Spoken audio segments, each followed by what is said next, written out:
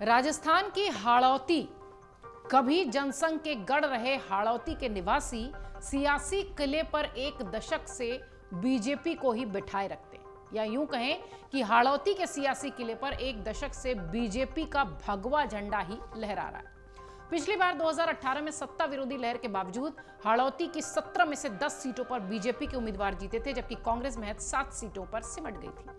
2023 के विधानसभा चुनाव में यहां की लगभग सभी सीटों पर कांग्रेस और बीजेपी के बीच सीधी टक्कर है। हम इस पर्टिकुलर सीट की बात इसलिए भी कर रहे हैं क्योंकि इस वक्त राजस्थान के रण में हर एक इलाका, हर एक सीट महत्वपूर्ण है।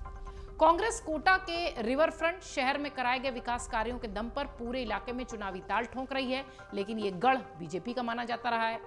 इसी के ठीक उलट बीजेपी कांग्रेस के राज में हुए भ्रष्टाचार और मंत्रियों के विवादित बयानों को चुनावी मुद्दा बनाकर अपने किले को, दीवारों को मजबूत बनाने में जुटी है।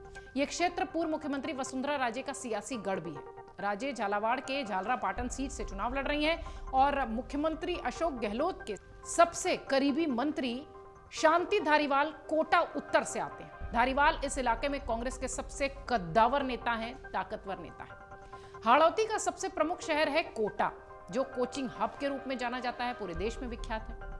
लाखों की संख्या में बिहार, यूपी और देश के तमाम अलग अलग राज्यों के मेडिकल के, इंजीनियर के छात्र छात्राएं जो होते हैं वो यहाँ आते हैं और कोचिंग के लिए हर साल यहाँ जमावड़ा लगता है।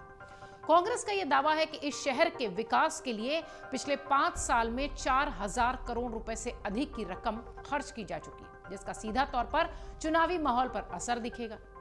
इधर प्रदेश में 2018 में सत्ता में आने के बाद कांग्रेस ने कोटा से शांति धारीवाल, बाराम से प्रमोद जैन भाया और बंदी से अशोक चांदना को मंत्री बनाया था।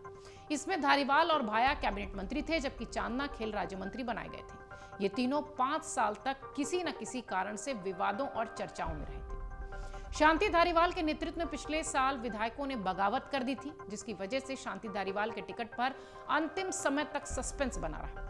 दुष्कर्म की घटनाओं और विधानसभा में धारीवाल का बयान आज भी चर्चा में है और चुनाव में चर्चा में रहेगा, इसकी कोई भी कमी नहीं है, ये होना ही है। प्रमोद जैन भाया खान विभाग को लेकर विवादों में रहे हैं, आपको याद होगा, और कांग्रेस के ही विधायक भरत सिंह ने भाया पर भ्रष्टाचार के आरोप लगाए थे, वो भी गंभीर। भाया के सामने बीजेपी के कंवरलाल मीणा मैदान में उतरे। हिंडौली से विधायक अशोक चांदना अपनी भाषा शैली को लेकर विवादों में रहते हैं। मंत्री बनने के बाद इंजीनियर से मारपीट में इनका नाम आया था।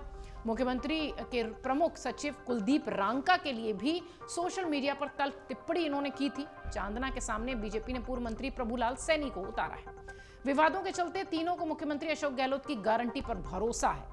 वो अपने नाम पर भले भरोसा न करें, अशोक गहलोत की गारंटी पर उन्हें जरूर भरोसा है। आपको बता दें कि राजस्थान में हाड़ौती इलाका खेती और किसानी के लिए जाना जाता है। यहाँ धान की फसल की पैदावार बहुत अच्छी होती है। ईरान में बूंदी के धान की सबसे ज्यादा मांग है। बूंदी जिले का धान का जो पूरा इलाका है, इसलिए इसे धान का कटोरा भी कहा जाता है। इसके अलावा लहसुन, धनिया सहित कई फसल भी इस इलाके में उगती है और उसका उत्पादन भी होता है अच्छी तरह से। हाड़ौती किसान कर्ज माफी का मामला भी चर्चा में रहा था, आपको याद होगा, और बीजेपी किसानों की जमीन को कुर्क करने के चुनावी मुद्दे को भी जमकर उठा रही है, जबकि पिछली बार कांग्रेस ने किसानों की खुदकुशी के मामले को जोर शोर से उठाया था। आपको याद होगा कि राहुल गांधी की जब भारत जोड़ो यात्रा चल रही थी तो उसकी एंट्री जो राजस्थान में हुई थी वो इसी इलाके से हुई थी। अब देखना यह है कि बीजेपी इस किले को कांग्रेस से बचा पाएगी या फिर कांग्रेस इस किले को भेद पाएगी, क्योंकि 2018 से अगर देखा जाए या 2018 के परिणामों को देखा जाए तो निश्चित तौर पर यहां बीजेपी का भगवा झंडे का दबदबा है। देखना यह है कि हाथ को इस इलाके में कितना साथ मिलता है। अगर आप ये वीडियो YouTube पर देख रहे हैं तो हमारे चैनल को सब्सक्राइब करें और बेल आइकन को दबाना ना भूलें। अगर आप Facebook पर ये वीडियो देख रहे हैं तो हमारे पेज को लाइक करें।